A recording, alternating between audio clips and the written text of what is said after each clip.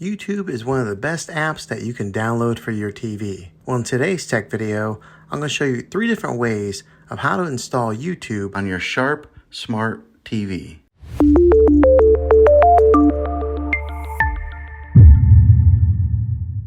It can be really frustrating if you want to watch some of the great content that is on YouTube and you find that your TV is unable to download it. If your TV is an older model of smart TV, then it could prevent you from downloading this app.